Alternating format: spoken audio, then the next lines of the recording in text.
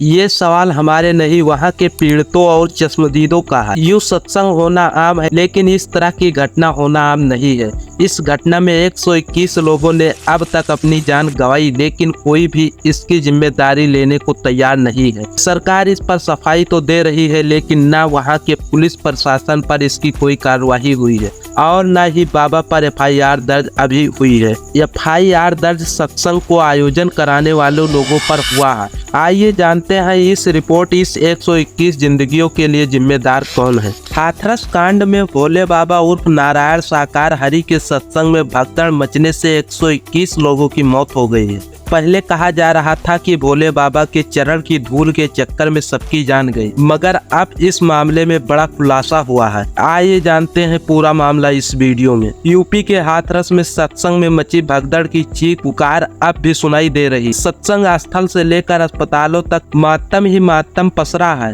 अपनों के सवार आगे रोते लोग के आंसू झकझोर दे रहे हैं। हाथरस भगदड़ कांड में अब तक 121 लोगों की मौत हो चुकी है। मरने वालों में 114 महिलाएं और 7 पुरुष शामिल हैं। हाथरस कांड में मौतों की असल वजह सामने आई है। अब तक खबर थी कि भोले बाबा यानी सूरजपाल के चरण की धूल लेने के चक्कर में सबकी जान चली गई, मगर अब इन मौतों का रंगोली कलेक्शन सामने आया है। जी हाँ, हाथरस में लाशों के ढेर बिछने की वजह वह रंगोली है जिसे भोले बाबा के लिए बनाया गया था। हाथरस भगदड़ कांड को लेकर स्थानीय पुलिस की खुफिया यूनिट को अहम जानकारी मिली है। उसके मुताबिक आरोपी भोले बाबा की रंगोली के बुरादे को लेने के चक्कर में ही इनकी मौतें हो गई। भगदड़ मचने की वजह से हुई करीब 100 मौतों के पीछे सत्संग स्थल पर बनाई गई वह रंगोली है, जिस पर चलकर आरोपी भोला बाबा उर्फ सूरजपाल उर्फ नारायण साकार हरि को निकालना था। सत्संग वाले पंडाल से निकलने के बाद बाबा के भक्तों का हुजूम उस रंगोली की ओर उमड़ पड़ा। सत्संग में आए भक्त उस रंगोली को बाबा का आशीर्वाद मानकर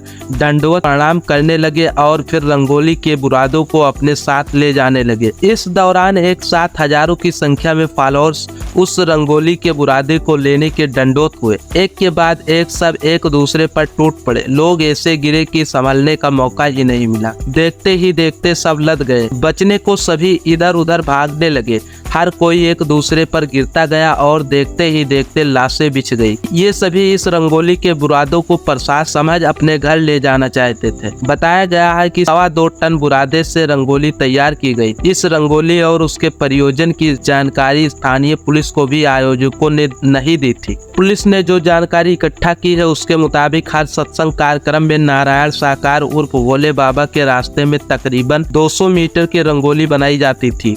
यह रंगोली सत्संग के बाद नारायण साकार उर्फ भोले बाबा के जाने का रास्ता होता था। नारायण साकार के भक्तों को मान्यता है कि जब वह इस रंगोली से चलकर निकल जाते हैं तो यह रंगोली बेहद पूर्ण हो जाती है और उनका थोड़ा हिस्सा अपने घर ले जाते हैं। बाबा के प्रति लोगों की मान्यता है कि इस बुरादे से घर में बीमारियां भी दूर हो जाती है और भूत प्रेत का डर नहीं सताता। दरअसल मंगलवार को हाथरस में भगदड़ के दौरान 121 लोगों की मौत हुई है। उत्तर प्रदेश के राज्यपाल आनंदीबेन पटेल के निर्देश पर योगी सरकार ने हाथरस भगदड़ की जांच के लिए बुधवार को 3 सदस्यीय न्यायिक जांच आयोग गठित की है। 3 सदस्यीय न्यायिक जांच आयोग की अध्यक्षता इलाहाबाद उच्च न्यायालय के न्यायमूर्ति ब्रजेश कुमार श्रीवास्तव करेंगे। अभी तक भोले बाबा पुलिस की गिरफ्तार से बाहर है। उसने अपने वकील के जरिए खुद को बेकसूर बताया है। फिलहाल पुलिस उसकी तलाश में जुटी है।